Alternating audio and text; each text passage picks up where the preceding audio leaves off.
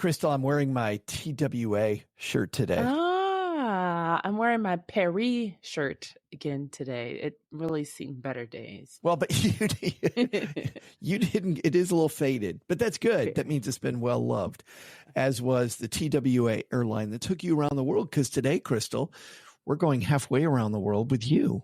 Yes, we are. We are going to, shall I save it as a secret? Well, I think it probably says it in the title of the episode. After the intro? Oh, yeah, you do know where we're going. Japan. Arigato gozaimasu. From the towers of Tokyo to the peaceful ancient city of Kyoto to the heights of Mount Fuji, we're going to follow Crystal there on the adventure of a lifetime. And at the end of this episode and every show, you'll hear our gear of the day pick. If you're looking for best in class gear that's worth the price, you're going to head to our Amazon page at stackingadventures.com/gear of the day, or GOTD. You'll help the show and you'll help yourself adventure better. And of course, our favorite thing, for less money. Cha-ching.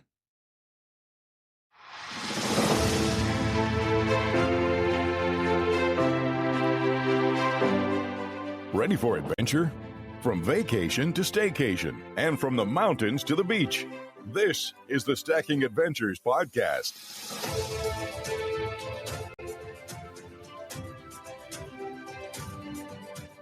Well, welcome everybody to the Stacking Adventures podcast, where we head around the world with our adventure community, stacking memories we'll remember forever. She's Crystal Hammond. And I'm Joe saul-sehy. He's Joe saul-sehy. And we are following Crystal around the world. Crystal, why did you decide to go to Japan? What happened? Well, I love it. Sometimes a wise man once said, the time picks you. I have a friend from work, and her mom would log into Facebook on her account, and she was like, oh, this Crystal girl seems like so much fun. You have my permission. If you want to travel somewhere, you should go with Crystal. And so that was a cute story. Her mom told her she had to travel with you. Yes. So she had really wanted to go to Japan, and I was like, oh, that's always been on my list. And she found a Groupon, and the rest is history. I was like, heck yeah. Well, let's talk briefly before we talk about Japan specifically. We should talk about traveling with somebody who isn't a spouse, isn't a relative. I would think, Crystal, that can sometimes present unique challenges because you're kind of getting to know somebody on a little bit more intimate level because you're traveling with them every day. Was it an issue? No, and it is interesting too because we only knew each other.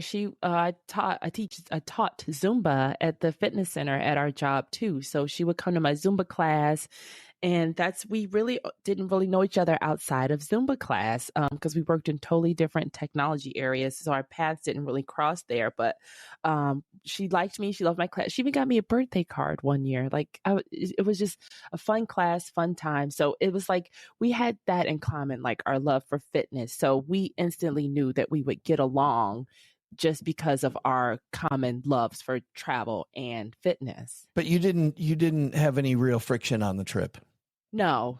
And also I would even say she's Muslim. So she had the head covering, and there's cultural differences, but we got along like we grew up together. And just for our listeners, then you are not Muslim, is what you're saying. No. Yeah. We totally, the eating, so dietary differences, really a big difference, but totally didn't matter at all. Everything totally. And I'm going to say totally probably a million times. Totally. How far in advance did you plan this trip? Was it 6 months out, 3 months out, 2 days? No, yeah, it was a couple months because it cost I want to say $2,000, and I always have a travel fund, and so it took a little bit to save up for it. So I would say probably about 6 months was the lead up to the planning. And you went through a group which is part of Affordable World, and we'll link to it. It's Affordable Asia. Was the Groupon directly through them or through a third party? It was through them. So when you buy the Groupon, you're buying the right to purchase a discounted tour through Affordable Asia. So when you get a link actually from Affordable Asia, and that's who you pay. Well, no, Gotcha. Groupon did, because then there was a separate another line item for another. It said Groupon discount, because we added a couple excursions, so we had to pay Affordable. Well, yeah, I guess they changed the name since then. Affordable Asia, we had to pay, I think, an extra $200 for the extras that we added on. Yeah, I do see Affordable Asia as a part of Affordable World. They've got Europe and Asia.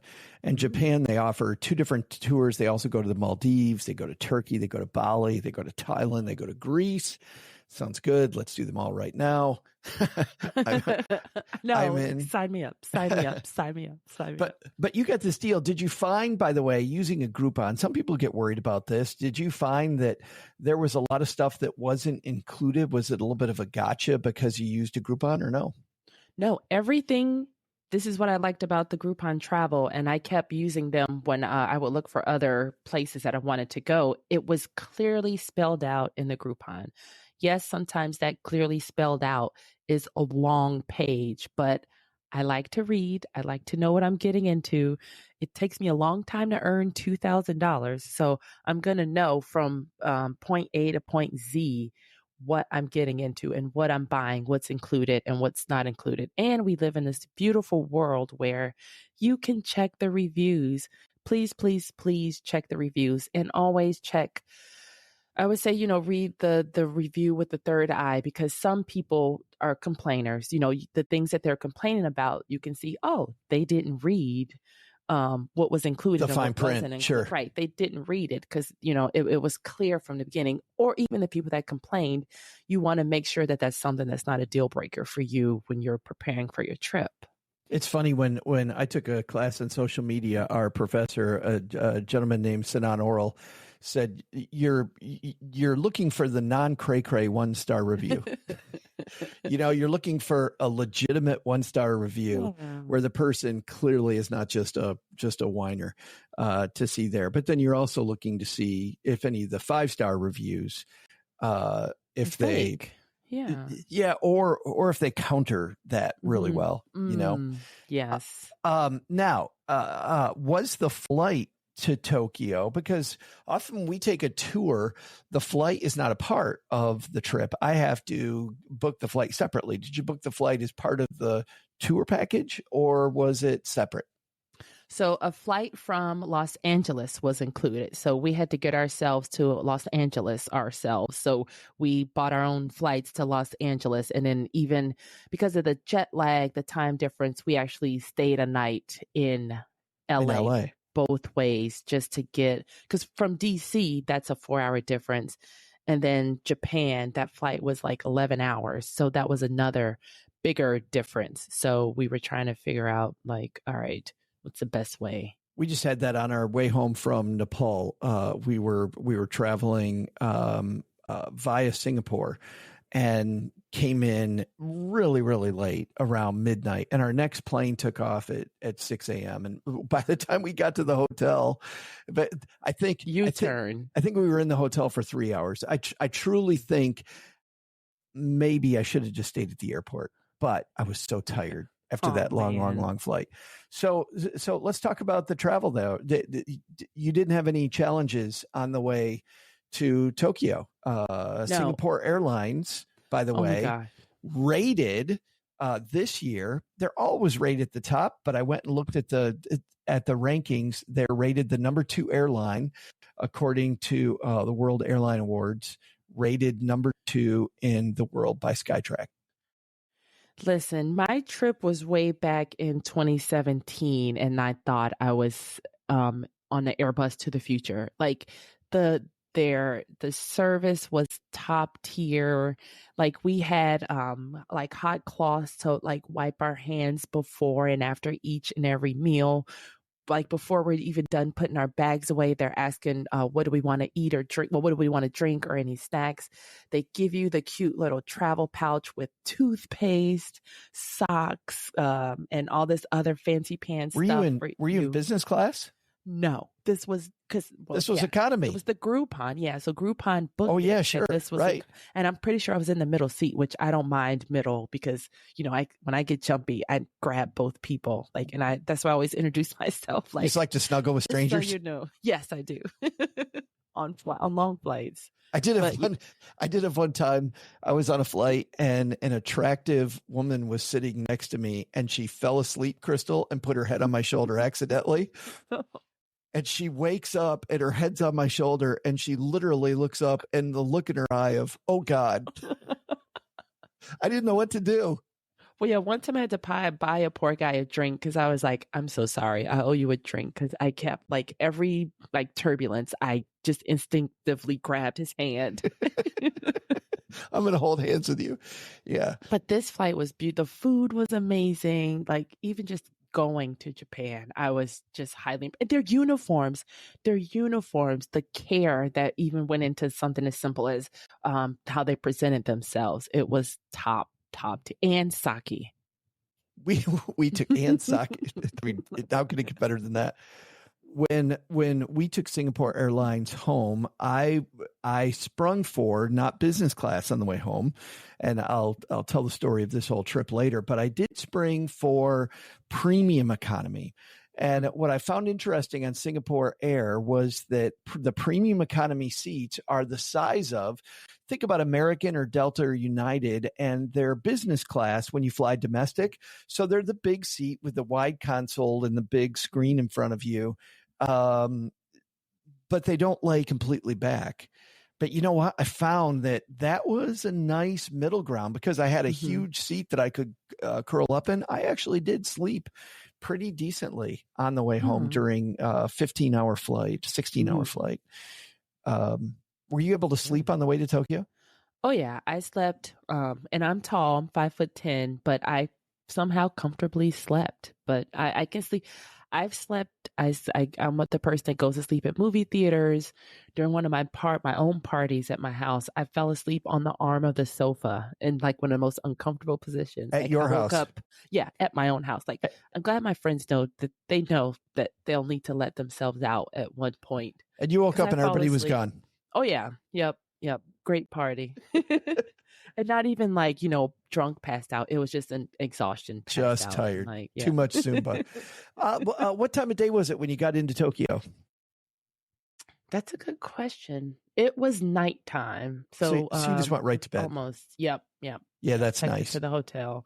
But they did have a dinner. So we did meet for a dinner. And then because it was an introductory dinner too. So it was about, I would say 8 or 9-ish.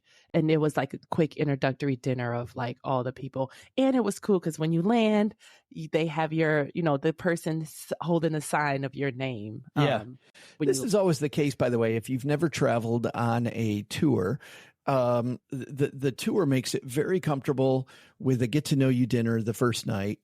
Every time I've done one of these, it's either been a dinner or dinner and drinks. On the case of one, there were drinks. One that we had, we had pre-dinner drinks, got to know some of the people, and then everybody goes around the table and tells a little bit about themselves, and you kind of get to know people.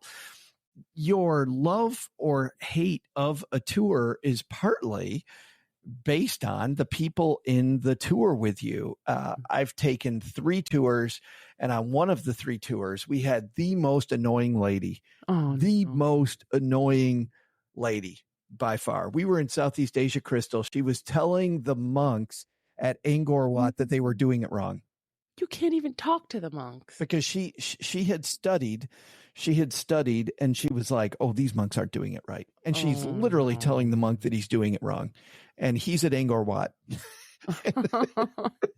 That's horrible. But how did you like the people on your tour?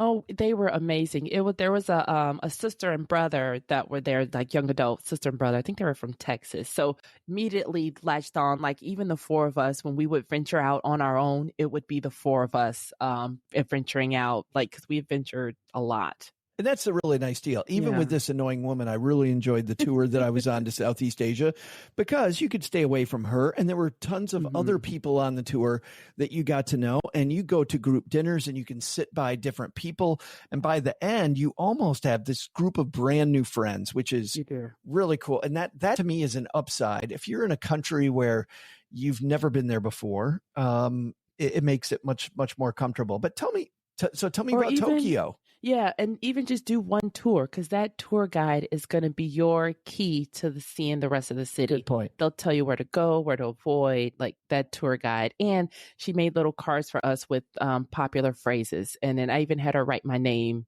in Japanese and all that other stuff. But yeah. Yeah, so tell me about Tokyo. So Tokyo was really, really great. I can't even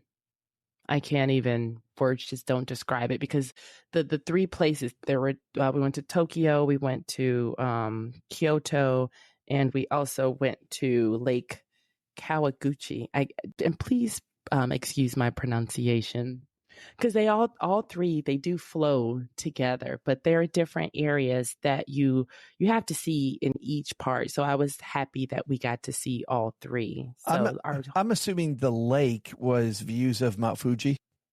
Yes. Yeah. So like the top highlight was the Mount Fuji experience, because we got a chance to see Mount Fuji from a few different vantage points. So there was a dinner where we the view, like the place was across from the Mount Fuji, so it was just like a perfect crisp view.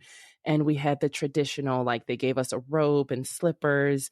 And it was funny, one of the times we were enjoying this breathtaking view, and we look up and we're like, oh my God, is that guy naked? They do those baths. So there's like men only and women only naked baths. And apparently they stand on the balconies too, and all the buff. And so that was another. So you got a show. Crystal got a floor show. We did get a show. And then we saw it from the top. We did the you saw the dude from the top? Ropeway. No, haha. We saw Mount Fuji. So they take you the cable car. So you are 1,000 feet up in a cable car, and you're going at like 10 miles per hour. And I had to fact check myself, because of course they speak in meters per second. And another like an insider tip, I use Google Photos. So when you use Google Photos, they actually, each photo, you can swipe up and it'll show you the exact location of where each photo was taken. So I was able to remember like exactly which place I went on which day. I had this turned off for the first number of years on my phone. I use Apple Photos.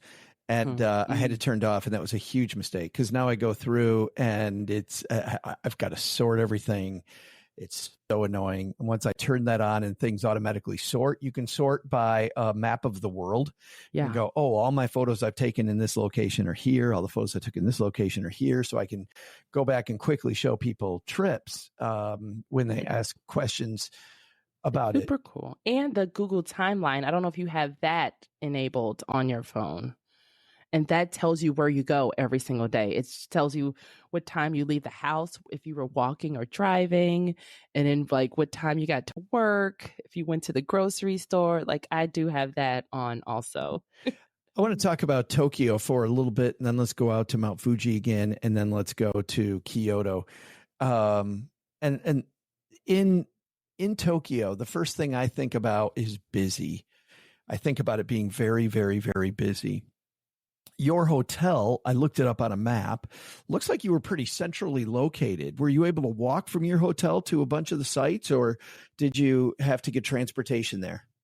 Well, no, we ventured a lot walking, and we were like maybe 3 blocks from the train. So when we would do stuff on our own, because obviously with the tour bus, it would pick us up, take us places, but venturing on our own, we were super close to a train station. So it was so easy to take the train, the bus, even cabs. It was super easy. That's a big question people have, Crystal. Like, I've never been there.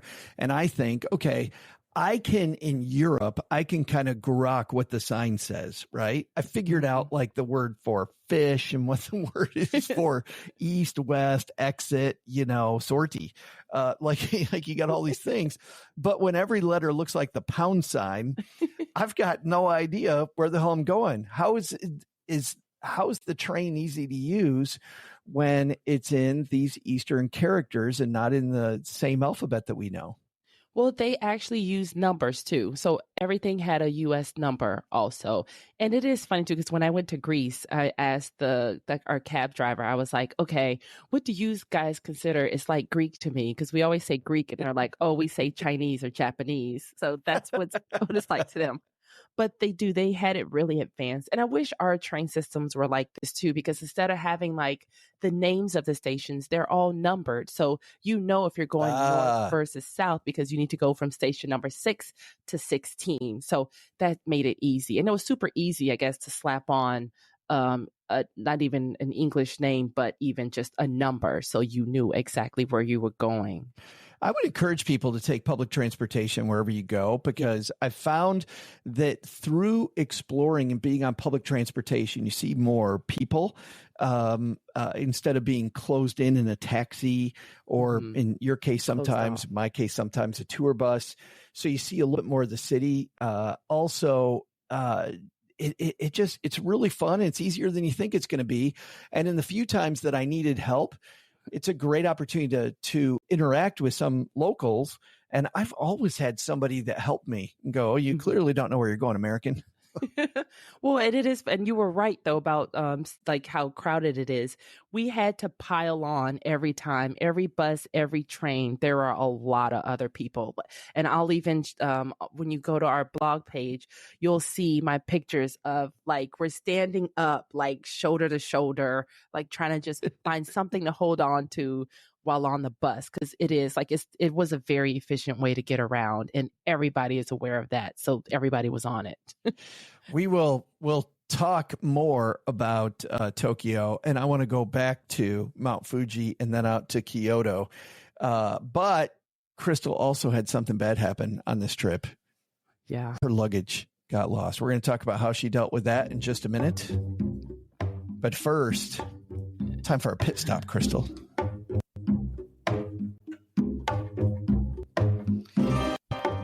Halfway through every show, we go on a pit stop with we're on this road trip. And the pit stop is this part where you're always dreaming about what's at the end of the adventure, how cool it's going to be when we get there. And our pit stop on this podcast is always a hint at the gear of the day. You can see past gears of the day at stackingadventures.com/GOTD or gear of the day.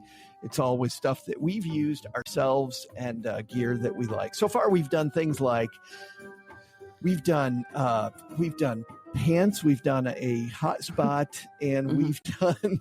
Well, the hotspot is what we took to Japan too, so we could be connected everywhere we went. That's right. We've done an internet speaker. It's funny because we're getting ready to go to Peru, which we'll talk about. And I told Cheryl, I'm like, I got to get my hotspot out because Crystal was talking about her hotspot, and I used it. Tried to use it one time and didn't work the way that I wanted to. But Crystal, what is our hint today? Where are we headed on the pit stop? All right. So our pit stop, I took this gear with me when I went to Curacao. Curacao. Yeah, Curacao. They make the blue liqueur additive. All right. I had a drink called a blue motorcycle, which had lots of Curacao, but blue Curacao in it. And I used to think it was called Blue Caraco, by the way, when I bought it. Oh, yeah. Yes. I didn't know the correct pronunciation until I arrived. And I was like, oh, I've been totally saying that wrong. My brother and I drank a bunch of these blue motorcycles. They sounded fantastic. It was in a bar and nightclub magazine because we were DJs when I was in high school and college. And my brother's staying at my house, and we drink a bunch of this stuff. And Cheryl tells the story great. She couldn't find the two of us. And she looks out of our third-story apartment window, and my brother and I are hugging in the parking lot because we're so drunk and we're crying.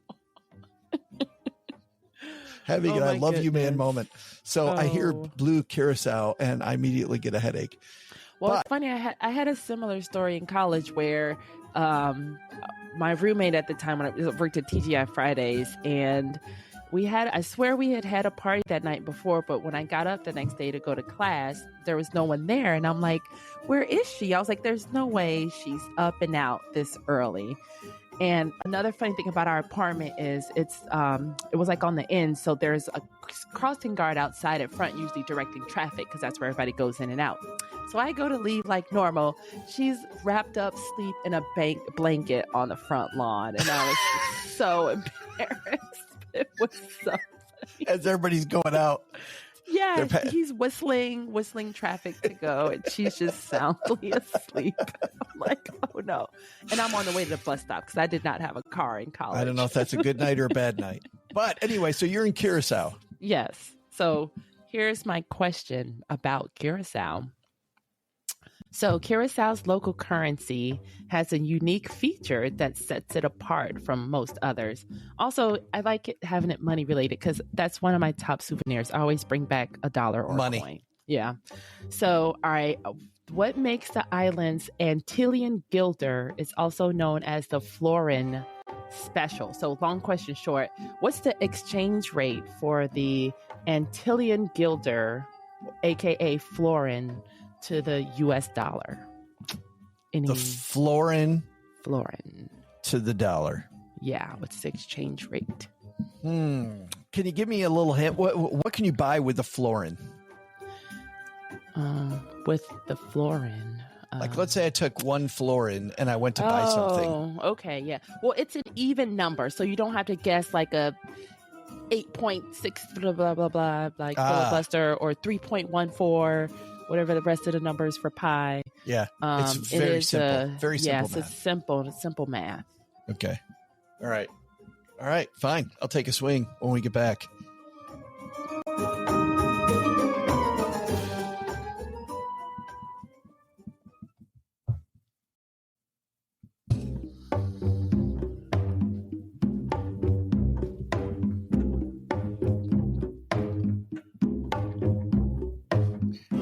It's interesting. I love the names of currencies, and as you know, Crystal, I play a bunch of board games, and the florin is the currency, the old currency in I believe parts of Italy.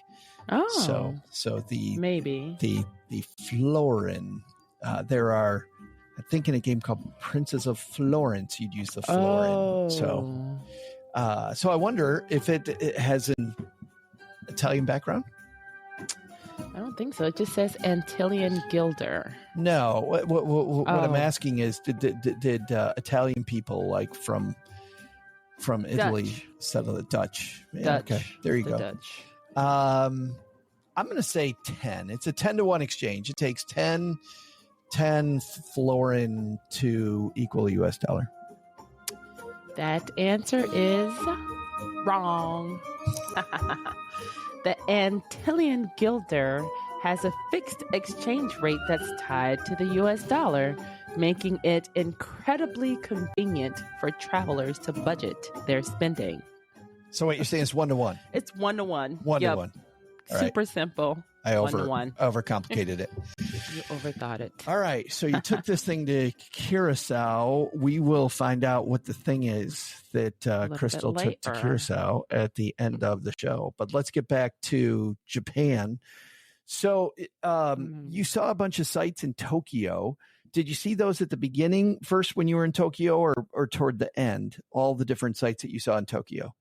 Well, there was things to do every single day till exhaustion. Let's talk about some of the sites you saw, though, that people should probably go see, because in your write-up on this, you talked about, well, all the sites. I don't know any of the sites in Tokyo. What should I go see when I'm in Tokyo? All right. So, well, and then see, it's hard so the fish market, I saw Ramit Sethi in the fish market. That was actually our last day in Tokyo. The writer of I Will Teach You to Be Rich. Yes. Yep. And I knew him from the first FinCon. He critiqued my blog. So which days did we go to which places? That is interesting, because it does. If it flows all today. Because what's special about the fish market? The fish, like, they had some weird, crazy looking things that you'll never see these in life. And they're real life, like the shapes, the colors, the smells, sometimes ill, the souvenirs. Like that's what made it cool. It's a sensory overload, and I really liked it. Like that's the best way to describe this, the fish market, sensory overload. Is this like an early morning thing? Like you get up early and grab some coffee and walk around the fish market? Be. Yeah, I don't remember what time we went. I do remember because that's how I recognized Ramit. Whatever he was eating, I was like, oh my God, that looks good. And then I heard him talk and I was like, I know that voice, because I wasn't even looking at the face. I was just looking at the plate. I was looking at the food. And it's a walk and eat kind of place too. It is. It's a lot, because you see things that you really want to try. So that was a good one. So the fish market is one thing we see in Tokyo. What else do we need to see in Tokyo? I'm going to say it wrong. The Takashita Street. It's one of the most famous streets on the planet. So that's also where they do like all that like anime and all that other kind of stuff, like the cat cafes, the I don't know how to call, like when they dress up like as the schoolgirl uniforms and all that kind of stuff. But the stores were super cute too. You definitely have to make sure you go to the 100 yen store. What's the 100 yen store? It's their version of the dollar store, but it has 5 floors. 5 floors. 5 floors. And they have the coolest, like they're way worth more than the dollar. Like I got these cool like samurai socks, like, with the toe separated, the big toe separated. Like I'm telling you, the coolest stuff. Like when they say Japan's living in 2050, it's so true, because all the stuff at the 100 yen store, even sewing, because I was really big into my sewing back then. I was buying zippers, they had little packs of like to go things you can make. You can sew little bags. Like it's just 5 floors of fun at the 100 yen store. We talked about before the break though that your luggage was lost. So you get there at the beginning of the tour and you have no luggage? No, they broke my luggage. They broke your luggage. So I could no longer wheel it around, and that sucked. But I'm trying to remember if it was broke. But yeah, they definitely broke it. It wasn't broke before I would have noticed that. But no, yeah, that was one of the biggest dramas with that they broke my luggage, my main luggage. And trying to think. But I didn't complain about it. But what'd you do? Did you go buy a new piece of luggage, or did you just carry it? Well, I carried it, but I ended up buying another smaller piece of luggage, not because the other one was broken, because it was still usable. It was just inconvenient. I had to buy another one because I bought too many souvenirs. Like I hung out at that 100 yen store. Happens all the time. Way too many I can't tell you the number of trips I've been on where I had to buy a duffel bag or I had to buy another piece of luggage. But it was cool because it was a roller bag, and it was a collapsible Star Wars roller bag, and it was super dirt cheap too. So that was another cool thing. But more stuff. Let's see. Takashita Street. What's another one? Harajuku Station. So when we took the train, that's the station that we went into, and it was just wall to wall people. You'll see a lot of shows have this famous like big escalator. It's all glass surrounded. That's where that is. And it's super, like I said, super easy to get to. One of the best meals I had was in that area. And it was kind of weird because we had to ride this rickety elevator, and we rode it up, and then, we immediately got seating, and there's a little grill at your station, at your table, and you just grill these fresh meats and everything. Oh, yeah. There's no exhaust in the place. And, you're up on an upper floor. So that was the only cloud of smoke. But the food was amazing. But I bet the place smelled phenomenal. It did. I think it's designed to just not have people linger, because I could have eaten all 3 meals at that one place. What's the restaurant called? Do you have the name of the restaurant? Don't even remember, but I'll drop the coordinates on there. Thanks to Google Maps. How easy is it to order when you're in Tokyo? That was the best thing. So there's an iPad at the table. So you select language. That's your first selection. So then you get to look at the menu, And also, if you need ketchup, if you need more water, you just push a button and then it magically reappears. So I don't know why we don't have that here. It's just the coolest thing. And we also went to one of the places where you have to take off your shoes and you're sitting kind of low. The tables are all low into the ground. And nobody was concerned that their shoes were going to get stolen because you leave your shoes at the front. Like we had that in Nepal. Yeah. Yep. You can't go into the restaurant at all with that shoes. was very fun. Yep. It was. And it was like kind of dark and mysterious, and it was super, super cool. That's wild. Did you ever eat at any restaurants that were so far off the beaten path, though, that people didn't speak any English and you didn't have the iPad, like you just had to figure it out?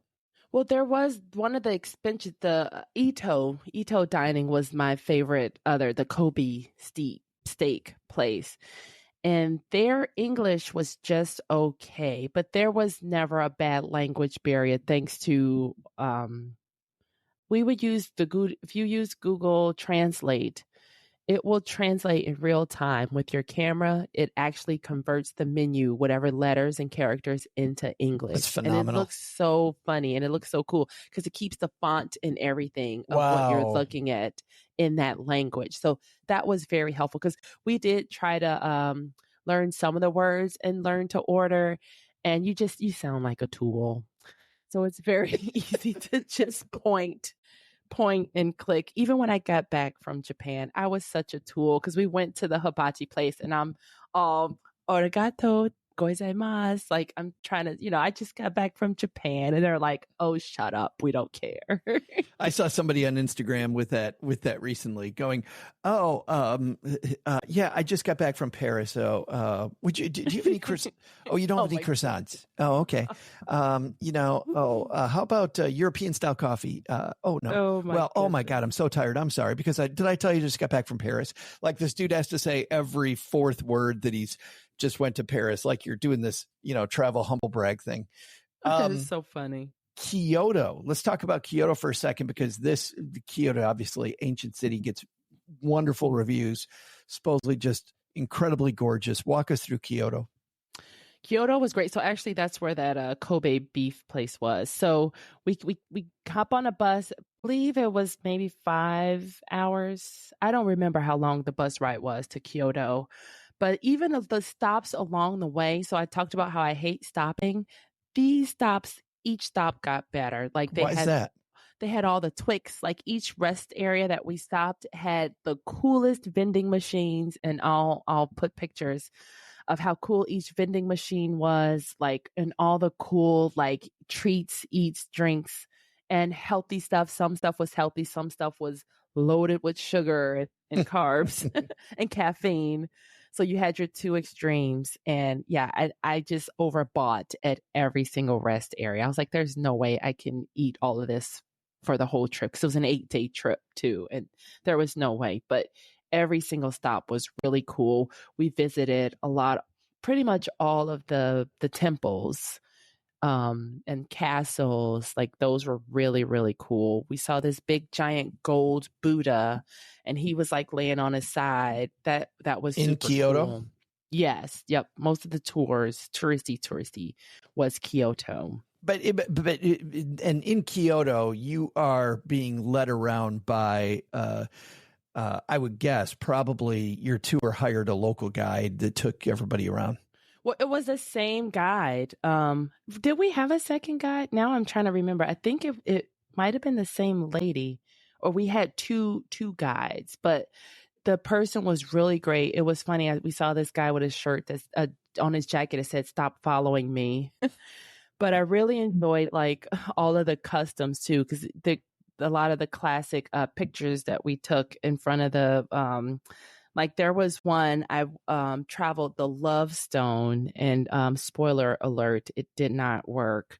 But it was called the Love Stone is the love fortune telling stone. If you walk safely from this stone to the other with your eyes closed for once, and this was in English, your wish will be granted soon. If you can't, it will be long before your love is realized. And it is said taking advice requires you to have someone who will help you achieve your love. So technically your friend is supposed to walk you from stone to stone, but you're supposed to close your eyes and walk backwards from one stone to the next. It was really cool. And it was kind of long too. Well, it wasn't super long, but the Love Stone is in Kyoto. yeah, I believe so. And it didn't happen though. They're still looking. So soon, but 2017. It didn't say Well, it soon sounds like as on the years or decades. sounds like on the flight when you're just randomly grabbing dudes' hands, like That was funny. you're the one. But there were a lot of cool, like you light candles for different health or wealth. There were cool stations of different traditions to try, and I did all of them, every single last one of them. In Mount Fuji, you mentioned that you went on a cable car to Mount Fuji. Sound like you really like the cable car. Like you'd recommend the cable car. Yes, I would highly recommend it. It's called the Hakone Ropeway. And then I'm going to see if it'll let me show you now. And the video's trying to fire up right now. It is trying, maybe because we're live, but you can see just from the still how high. It's 1,000 feet in the air, and it is super cool. Why all of a sudden my and it's taking you up Mount Fuji? Not Mount Fuji. It's taking you to another mountain so you can see Fuji Overlook. from above. Yeah, you can overlook Fuji. So I don't know how far away this was from Fuji, but yeah, we got a beautiful, spectacular view of Fuji from, oh, there it was. Here it's coming. You can see cars just skating by. And look at how wooded it is around there. Oh, yeah. That's the beautiful lake right there. It was phenomenal. So you stayed at a hotel right on this beautiful lake. Yes. Yep. That was with the lake. Views of Mount Fuji. And guys, manhoods, the guys that were standing on the bath. You got to see a floor show. More than we wanted. Yes, we did. But luckily there was a couple on there because I was a little nervous, but he happily shared shots of whatever he was drinking to calm my nerves, because as you can see, this is crazy high, but it just beautifully plush, scenery up there. When you get up there, then you get a beautiful view. They have a castle that's up at the top of that too. So it was definitely worth it, because then we did a dinner cruise also, and we were able to see Mount Fuji from the water also too. From the lake. Water. Yes. Oh, and fantastic. Then so the bus tour takes you can only go, what was it? We only went to the 5th station up Mount Fuji. So how many stations are there? I don't know the total number, but the 5th is the highest you can go, and that's 7,550 feet, because you can only attempt to summit Mount Fuji. I think it's maybe a couple of weeks out of the year because it's dangerous, and they're like, we're not coming to get you. It's just too dangerous for us to try to come get you. So no one was allowed above that 5th station anyway. So there's a very small window of time that people are actually allowed to go higher because safety reasons, which I'm all for safety reasons. Would you have tried to summit anyway? No way, Jose. I know your name's not Jose, but it is Jose. No way, Jose. I think my name is Jose. Absolutely not. Yeah. The on the sheet there is one more question that I have. As I was reading for everybody out there, we organize our thoughts through a sheet that we and Crystal fill out and have our guests fill out. But you have this beer can in the back pocket story. Oh yeah, I forgot if I said that. So there was no trash anywhere. None. I've heard that about Japan. Just incredibly clean. Amazingly clean. Yeah, amazingly clean. But there was another caveat. There were almost no trash cans around either.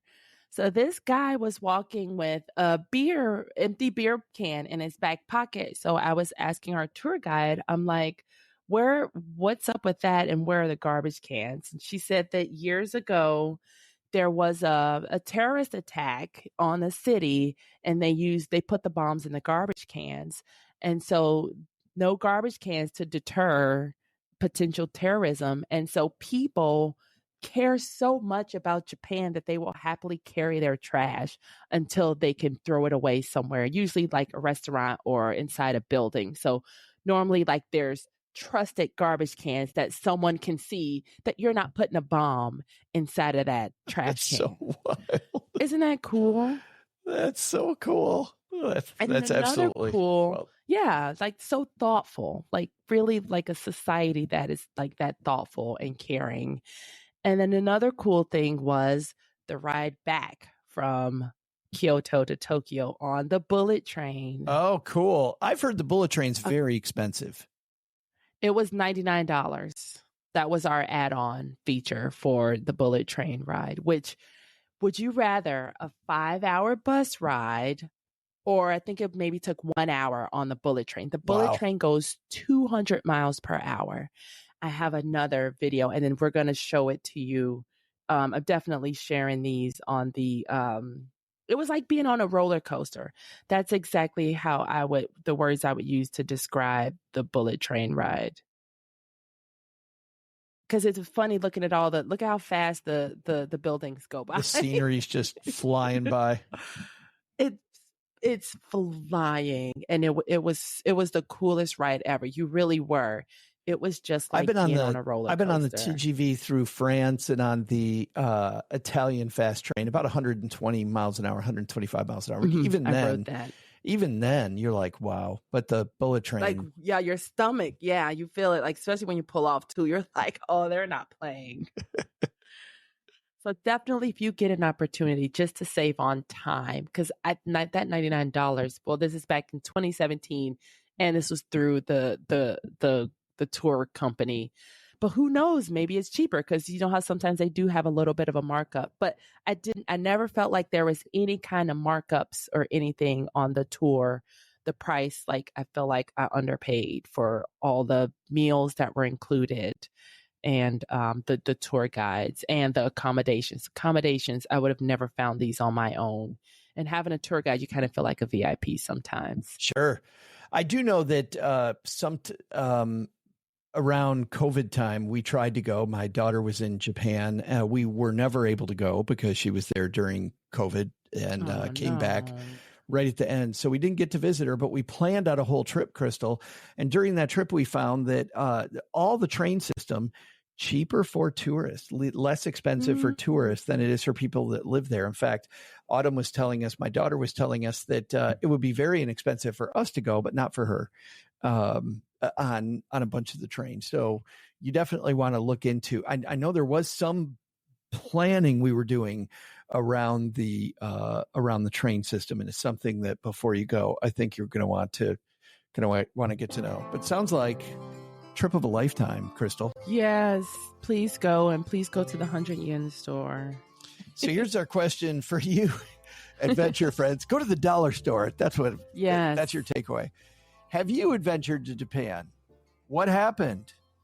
What were your experiences? Any places you think we should miss, or experiences that weren't what you'd hope? Jump on our voicemail at stackingadventures.com/voicemail. You've got 5 minutes to tell your story, and we're going to air that coming up. Is this date right, Crystal? Yeah. And those will be available September 24th, 2024. Last week, we forgot to change the date. We're still getting the kinks out on the new show. We are. All right. I want you to correct me, too, because I know I mispronounced some words, and then I probably got Kyoto and Tokyo mixed up. So even if you have feedback, but, oh, Crystal, you screwed that up. Or if you have updated, like, oh, that attraction's closed, because we did go to the Gundam. We wanted to see the big, they look like Transformers. Oh, and cool. The big one that we were there to see was not there. It was being repaired. So that was like a kind of Wally World moment where it's closed. We're like, can we see him be in the hospital? Like, we really want to see him. Please. I want to go. When I go, I definitely want to go to Disney Seas. I've heard it's I do want to go to Disney. That's my next time. Japan and I've heard Tokyo Disneyland is the worst Disney theme park on earth, but Disney Seas is the best. And they're right next to each other. So, yeah. I also want to go to Studio Ghibli. I don't know if you've watched any of the Studio Ghibli movies, but I'd love to go to their studio as well. So I can't wait. But Ghibli. We're on to your gear of the day, Crystal. So you took this gear to Curacao. I'm guessing something to do with warm weather. It's got to have something to do. I bet they have great beaches there. I'm guessing this is something to do with. I don't know what it is that you took, but I'm going to guess it has something to do with the beach. How about that? No, it's actually has to do with something we've already talked about, packing. They were the packing cubes, but which I recently upgraded my packing cubes also.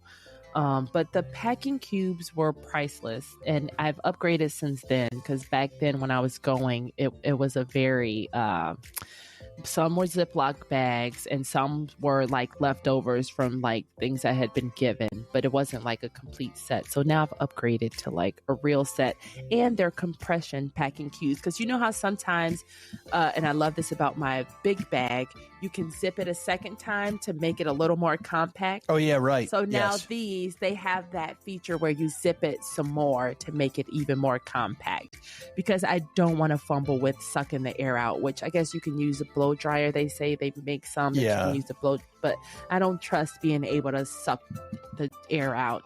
So I like the zipper compression. Vacuum packing my clothes just seems no. Wait, no. So you're going to give us the exact one that you have. Yeah, because my I love bicycling, so mine has bicycles all over. So they have different custom cute little patterns too.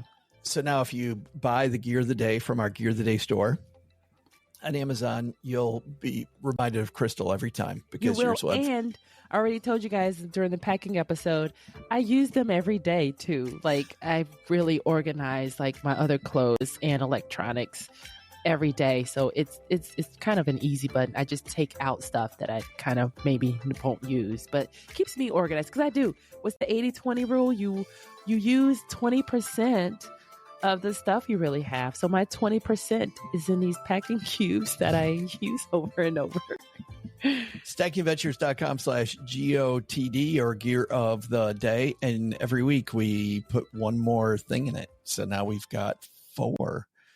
Coming up next week, I'm going to share with you my trip to Peru and Chile. Woohoo! I can't wait. I did I've it through neither of those, so Adventures by Disney. So we will have that for you next week. And coming up, Crystal, we've got some great shows coming up. We're going to take you to New Orleans in the future around Halloween and much, much more. And we're going to start hearing about your adventures.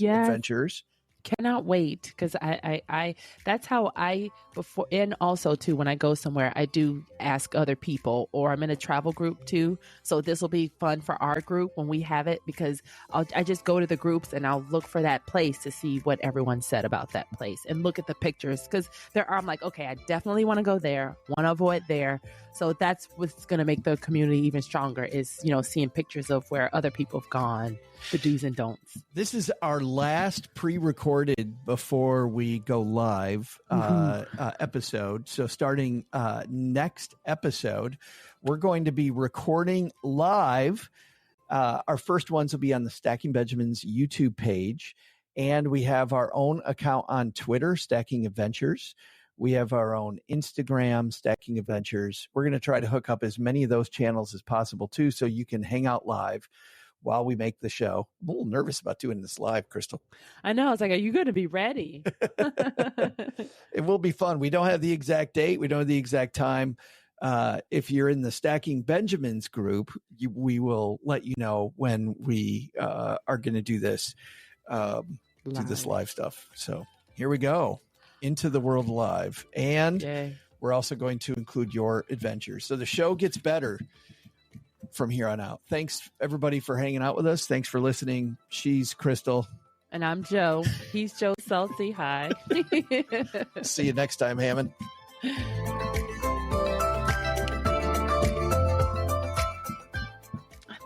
love the music.